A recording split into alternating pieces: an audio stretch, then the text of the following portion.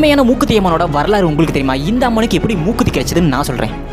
அந்த காலத்தில் வந்து வீரசூரன் அப்படின்னு சொல்லிட்டு ஒரு ஆள் இருக்கார். அவர் வந்து பனைமரம் ஏறி அந்த பழத்தெல்லாம் பறிச்சு வித்துட்டு இருப்பார். அவர் தான் அவரோட தொழிலாக இருந்திருக்கு. அவருக்கு வந்து லைனாக வெறும் பெண் குழந்தைலாம் பிறந்துருக்கு. அவர் வந்து பல கோயில் போய் வேண்டியிருக்காரு எனக்கு ஆண் குழந்தை வேணும்னு சொல்லிட்டு. ஆனால் அவருக்கு லைன் பை லைனாக பெண் குழந்தை தான் பிறந்துருக்கு. 6 பெண் குழந்தைகள் பிறந்திருக்கு. 7ஆவதா அவனோட மனைவி மாசமாக இருக்காங்க. அப்போ தான் வந்து பனைமரம் ஏறிட்டு இருக்கான். பனைமரம் ஏறும்போது வேண்டிக்கிட்டு தான் யாராவது இந்த மாதிரி எனக்கு பெண் குழந்தை வேணும், ஆண் குழந்தை பிறக்கணும் அப்படின்னு சொல்லிட்டு வேண்டிட்டு இருக்கான். அப்போ தான் அவனோட பொண்ணு ஓடி வந்து இந்த மாதிரி தங்கச்சி பாப்பா பிறந்திருக்கு, ஸோ திரும்ப பொண்ணு பிறந்திருக்கு அப்படின்னு சொல்கிறான். அவன் வந்து மனசு உடைஞ்சு அங்கேருந்து கீழே விழுந்து செத்து போயிடறான் அப்படின்னு சொல்லிட்டு பிளான் பண்ணுறான். இருந்தாலும் அந்த ஹைட்டை பார்த்துட்டு வேணாம் பயமாக இருக்குன்னு சொல்லிட்டு கீழே இறங்கி பக்கத்தில் பாம்பு பூத்து இருக்கு. அந்த பாம்பு பூத்தை பார்த்து சொன்னோம் இதுக்குள்ளே கைவிட்டு பாம்பு குத்தி இறந்து போயிடறான் அப்படின்னு சொல்லிட்டு பாம்பு பூத்துக்குள்ளே கைவிடுறான். கைவிட்ட பிறகு பாம்பு கொத்தவே இல்லை. அதுக்கு பதிலாக அவன் கையில் ஏதோ ஒன்று தட்டுப்படுது. அந்த நாகத்தோட தலைமையில் ஒரு இது இருக்குது பார்த்தீங்களா, மரகதம்.